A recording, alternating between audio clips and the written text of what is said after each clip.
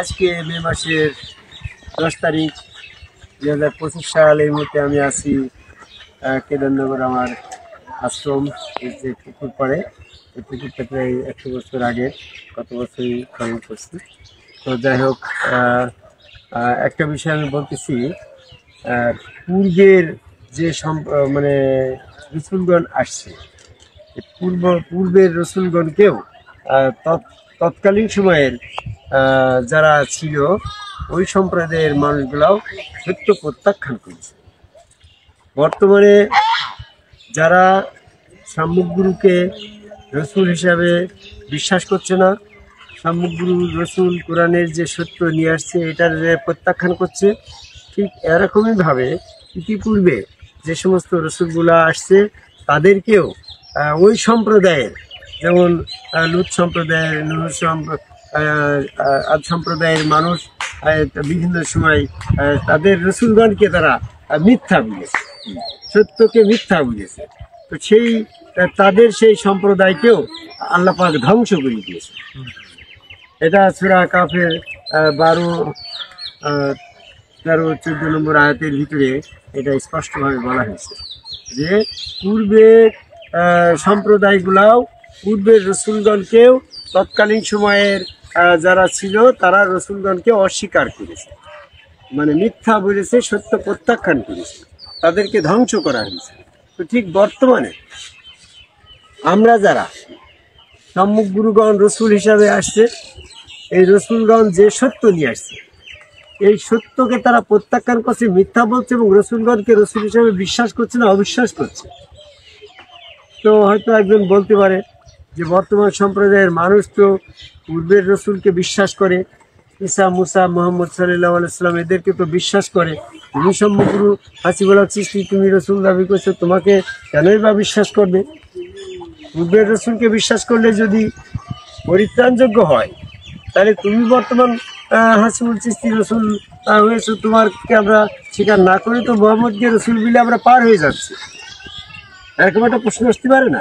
আমরা তো মোহাম্মদ সাল্লাল্লাহু আলাইহি ওয়াসাল্লামের রসুল হিসাবে বিশ্বাস করছি এবং তার যে সমস্ত ইসলাম রেখে গেছে সেটা আমরা 5 ওয়াক্ত নামাজ, হজ, যাকাত, যেটা যেমনটা সবই তো করছি। তা আমরা তোমার সত্য প্রত্যাখ্যান করলাম কি করে?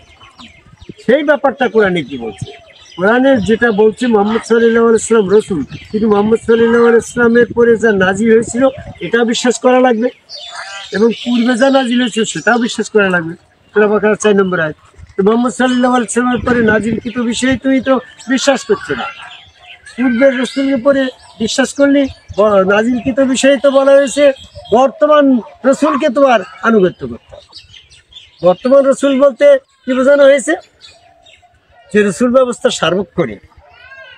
তৎকালীন সময় মোহাম্মদ সাল্লাল্লাহু আলাইহি ওয়াসাল্লাম রসুল ছিল, সেই রসুলকে অস্বীকার করেছে, অথচ পূর্বের রসুল ঈসা, মুসা তাদেরকে রসুল হিসাবে বিশ্বাস করেছে। তাহলে তারা যদি কাফের হয়, তাহলে বর্তমানে একই লজিকে যদি কোরআন ভিত্তিক, কোরআনের নাজিলকৃত সত্য আয়াত দিয়ে যে কথাগুলা প্রমাণ হয়েছে যে বর্তমান সম্মুখগুরুগণ রসুল, এটা যদি কোরআনের সত্য নাজিলকৃত বিষয় হয়, তাহলে এই বর্তমান রসুলকে অস্বীকার করে তৎকালীন সময়ে মোহাম্মদ সাল্লাল্লাহু আলাইহি ওয়াসাল্লামের পিরিয়ডে যারা মোহাম্মদ সাল্লাল্লাহু আলাইহি ওয়াসাল্লামকে অস্বীকার করলো, অথচ তারা মুসা, ঈসা, দাউদ নবী, ইব্রাহিম নবী তাদেরকে রসুল হিসাবে বিশ্বাস করার পরও তারা মোহাম্মদ সাল্লাল্লাহু আলাইহি ওয়াসাল্লামকে রসুল হিসাবে অস্বীকার করে কাফের হয়ে গেছে।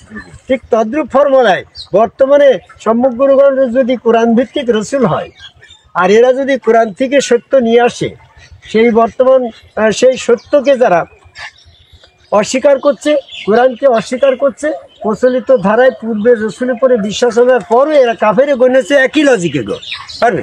তো তাহলে আমরা এই জায়গায় এসে যে তৎকালীন সময়ের রসুলগণকে পূর্বের সম্প্রদায়গুলা, তাদের পূর্বের সম্প্রদায়গুলা যারা পূর্বের রসুলগণকে অস্বীকার করেছিল তারা ধ্বংস হয়ে গেছিল। তারা ধ্বংস হয়ে গিয়েছে, এই আয়াতে বলা হয়েছে। সূরা কাফের 12 নম্বর আয়াত বলা হয়েছে যে তারা পূর্বের রসুলকে অস্বীকার করছে, তারা ধ্বংস হয়ে গেছে। তাহলে ধ্বংস হয়ে গেছে, শাস্তিপ্রাপ্ত হয়েছে, এখন তুমি পাপ করছো, তোমার হাসরের দিন শাস্তি হবে, মৃত্যুর পরে শাস্তি হবে, কথাটা এটা আয়াতে বলছে না। যে জনগোষ্ঠী রসুল সম্প্রদায়কে অস্বীকার করে, সম্মুখ গুরু রসুলকে অস্বীকার করছে, তৎকালীন সময়ে বর্তমান রসুলকে অস্বীকার করছে, ওই সম্প্রদায়গুলো ইতিপূর্বে ধ্বংস হয়ে গিয়েছে। বর্তমানে যারা হাসিবুল চিশতিকে রসুল হিসেবে অস্বীকার করছে বা এরকম ভাবে সম্মুখ গুরুগণ এরা রসুল, এই সমস্ত বর্তমান রসুলকে যারা অস্বীকার করছে, এই তাবলিগা সম্প্রদায় একসময় ধ্বংস হয়ে যাবে। এটা কোরআনের ইঙ্গিত। কারণ তুমি এই বর্তমানে মোহাম্মদ সাল্লাল্লাহু আলাইহি ওয়াসাল্লামের রেখে যাওয়া ইসলামকে এই যে কারবালার প্রান্তরে এসে এটা ধ্বংস করে দেওয়া হয়েছে। বর্তমান মোহাম্মদ সাল্লাল্লাহু আলাইহি ওয়াসাল্লামের প্রচলিত প্রকৃত যে হুসাইনি ইসলাম, এই হুসাইনি ইসলামের বিরোধিতা করছে বর্তমানে টুপি পাগড়ি জুব্বা মোচ কাটা এই সম্প্রদায়গুলা। এটা হচ্ছে এজিতের সম্প্রদায়। এই এজিতের সম্প্রদায় বর্তমান রসুল উদ্ভব হয়েছে। হাসিবুল চিশতি সহ আরও যারা গুরুগণ আছে নিজেকে রসুল বলে প্রকাশ করছে, এই রসুলকে অস্বীকার করে এই তাবলিগালা সম্প্রদায়, এই এজিতি জনগোষ্ঠী, এটা একসময় ধ্বংস হয়ে যাবে। এটা ধ্বংস করবে কে? আল্লাহ ধ্বংস করবে। কারণ যে আল্লাহ ইতিপূর্বে পূর্বের রসুলগণকে যারা অস্বীকার করেছিল, সেই জনপদ যখন ধ্বংস করেছে, সেই আল্লাহ বর্তমানে তো আছে।